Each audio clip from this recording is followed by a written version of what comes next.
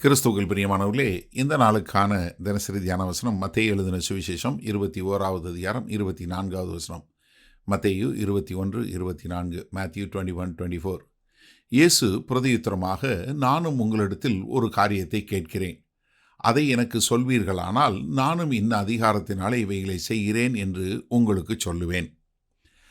அதாவது கர்த்தராகிய இயேசு கிறிஸ்துவனுடைய தெய்வீக ஞானத்தை இங்கே பார்க்க முடிகிறது. இப்போ மத தலைவர்கள் அவருடைய அதிகாரத்தை கேள்வி கேட்கும் விதமாக கேட்குறாங்க. ஆனால் அவங்க உள்ளார்ந்த நோக்கம் என்ன என்பதை வெளிக்கொண்டு வருமாக கர்த்தருங்க கேட்கக்கூடிய கேள்வி. அதாவது இப்போ ஆண்டவர் அவங்க கேட்ட கேள்விக்கு ரொம்ப ரொம்ப அமைதியாக, அதே சமயத்தில் ஒரு கட்டுப்பாடோட, மொத்தம் அவரோட கண்ட்ரோலில் இருக்கிற மாதிரி கேள்வி கேட்குறாரு. ஏன்னா அவங்க எப்படியாவது அவரை பொதுமக்கள் மத்தியில் அவருடைய மரியாதையை கெடுத்துடணும் அப்படின்னு சொல்லக்கூடியதா. அப்போ இயேசு கிறிஸ்து இங்கே கஷ்டப்பட்டு இது பண்ணல, ரொம்ப அழகாக நேர்த்தியாக என்ன அவர் அவர்களுக்கு மறுமொழி கொடுக்குறாரே ஒழிய கோவப்படலை, இல்லை அவங்கள எதுவும் பண்ணல. அவர் இங்கே அவங்கக்கிட்ட ஒரு பேசுவது போல், ஒருத்தரோட ஒருத்தர் பேசுவது போல். இங்கே அவர்கள் என்ன பண்ணுறாருன்னா, இந்த ரபாய்க்கள் என்று சொல்லக்கூடிய மக்கள் திரும்ப கேள்வி கேட்குற மாதிரி இங்கே கர்த்தராகிய இயேசு கிறிஸ்து கேள்விக்கு ஒரு பதிலை கேள்வியாக கேட்கிறார். அதாவது இது கேள்வியை இப்போ அரசியல்வாதிகிட்ட கேள்வி கேட்டால் அவங்க அவாய்ட் பண்ணுற மாதிரி இல்லை. அதாவது அவங்க உள்ளார்ந்த நோக்கம் என்ன, அவங்க எதை குறித்து பயப்படுறாங்க, அவங்க எங்கே ஒளிஞ்சிக்கிட்டு இருக்கிறாங்க, அப்போ அவங்க எப்படி அவங்கள்ட்ட இருந்து உண்மையை வர வைக்க முடியும் என்று சொல்லக்கூடியதாக இங்கே கேட்குறாரு.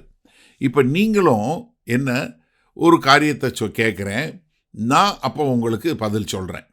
என்ன நீங்கள் எனக்கு பதில் சொல்கிறீங்கன்னா நான் உங்களுக்கு பதில் சொல்கிறேன். இப்போ நீங்கள் உண்மையாக எனக்கு பதில் சொன்னீங்கன்னா நான் எந்த அதிகாரத்தில் செய்கிறேன்னு சொல்கிறேன். இப்போ நீங்கள் உண்மையாக பதில் சொல்ல முடியலன்னா நானும் ஒரு உண்மையாக பதில் உங்கள்கிட்ட சொல்ல முடியாது. ஏன் கர்த்தராகிய இயேசு கிறிஸ்து இப்படி இருக்கிறார், எதற்காக இந்த மாதிரி அவர் மறுமொழி கொடுக்குறாரு அப்படின்னு நீ பார்த்தீங்கன்னா, நம்ம யோவான் ஸ்நானகனுடைய ஊழியத்தை பார்க்க முடியும். யோவான் ஸ்நானகன் என்ன, அவர் தான் எல்லாரும் முன்பாக இவர் தான் இரட்சகர் என்று சொன்னார். யோவானுடைய அதிகாரம் தேவன்கிட்ட வந்ததுன்னு மக்கள் எல்லாருக்கும் தெரியும். ஆனால் இந்த தலைவர்கள் என்ன பண்ணாங்க, யோவான் ஸ்நானகனை நிராகரித்தாங்க. என்ன, இப்போ யோவான் ஸ்நானகனுடைய அதிகாரத்தை அதிகாரத்தை தேவன்கிட்ட வந்ததை நிராகரித்தாங்கன்னா, இப்போ இயேசு கிறிஸ்து அவங்க நிராகரிக்க போகிறாங்க. அப்போ இங்கே இயேசு கிறிஸ்து அவங்களுடைய கேள்விக்கு மறுமொழி கொடுக்காம அவர் என்ன பண்ண போகிறாரு, தன்னுடைய அதிகாரம் பரத்திலிருந்து தான் வந்ததுன்னு சொல்கிறதுக்கு முன்னாடி அவர் என்ன பண்ணுறாரு, அவர்களுடைய உள்ளான நோக்கம் என்ன என்பதை காட்டுவதற்கு வெளிப்படுத்தக்கூடிய ஒரு காரியம். சரி, இங்கே கர்த்தராகிய இயேசு கிறிஸ்து நம்ம இந்த நாளில் எப்படி எடுத்துக்கொள்வோம்னு பார்ப்போம். கர்த்தராகிய இயேசு கிறிஸ்து அவர் ஞானத்தை எப்படி பயன்படுத்துகிறாரு பாருங்க. முதலாவது என்னென்னா, 3 விதமாக பார்க்கலாம். முதல்ல அவங்களுடைய நடிக்கிற தன்மையை வெளிப்படுத்துகிறாரு. அவங்க உண்மையை கற்றுக்கொள்ளணும்னு இல்லை, அவங்க என்ன பார்க்குறாங்க, எங்களுடைய கட்டுப்பாட்டுக்குள்ளே வரணும்னு பார்க்குறாங்க. முதலாவது. ரெண்டாவது, அவர் சொல்லக்கூடிய ஞானமான பதில் என்ன ஆகுதுன்னா, அவர் எதற்காக வந்தாரோ அதை நிறைவேற்றக்கூடியதிலிருந்து தடை பண்ணாதபடிக்கு. இப்போ அவர் நேரடியாக இது பண்ணியிருந்தா அவங்க உடனே என்ன பண்ணியிருக்கலாம், இவர் தேவதூஷணம் சொல்கிறாருன்னு சொல்லி பஸ்கா பண்டிகைக்கு முன்னாடியே வேறு ஏதாவது பண்ணியிருக்கலாம். அப்போ என்ன, அதை தடை பண்ணக்கூடியதாக. மூன்றாவதாக, அவர்கள் எப்படி ஆவிக்குரிய முறையில் ஒரு குருட்டுத்தனமாக இருக்கிறாங்க. ஏன்னா தேவனுடைய அதிகாரத்தில் அங்கே நிற்கிறாரு.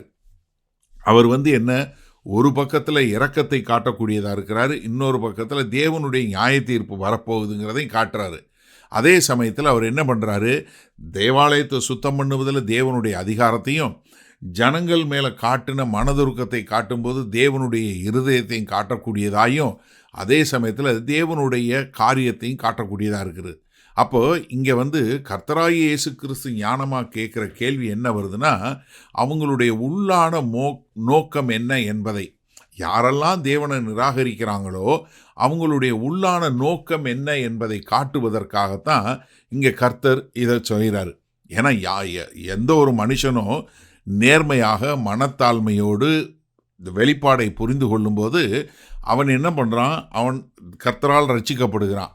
ஆனால் அதே உண்மை இல்லாத இருதயம் வரும்போது என்ன ஆகுது, அது தன்னை குருடாக்கி கொள்ளுகிறது. அது தேவனுடைய நோக்கத்தை நிறைவேற்ற முடியாதபடி. அப்போ இங்கே கர்த்தராகிய இயேசு கிறிஸ்துவனுடைய ஞானம் என்ன பண்ணுது, எதிரிகளையும் அவர்களுடைய குருட்டுத்தன்மையும் காட்டக்கூடியதாக இருக்குது. அப்போ எனக்கு அருமையானவர்களே, நம்ம கர்த்தர்கிட்ட ஒரு நேர்மையோடு வர கற்றுக்கொள்வோமா? மகா கிருபையும் இரக்கம் நிறைந்த எங்கள் அன்பின் தகப்பனே, இதோ நாங்கள் ஒரு நேர்மையாக உம்மிட்ட நடிக்காமல் நாங்கள் நேர்மையாக உம்மிடத்தில் வந்து சேர எங்களை முழுமையாய் ஒப்பு கொடுக்கிறோம். ஆமாண்டவரே, ஒவ்வொருவரும் கேட்கக்கூடிய கேள்வியினுடைய நோக்கம் என்ன என்பதை புரிந்து அதற்கேற்றாற்போல் பதிலளிக்கக்கூடிய நல்ல ஞானத்தை கொடுக்க வேண்டுமாய் மீட்பரும் இரட்சகருமாகிய இயேசு கிறிஸ்துவின் மூலம் ஜெபிக்கிறோம் வல்ல பிதாவே, ஆமேன். கர்த்தர் உங்களை ஆசீர்வதிப்பாராக. நாம் இன்று மாலை மண்ணால் சந்திப்போம்.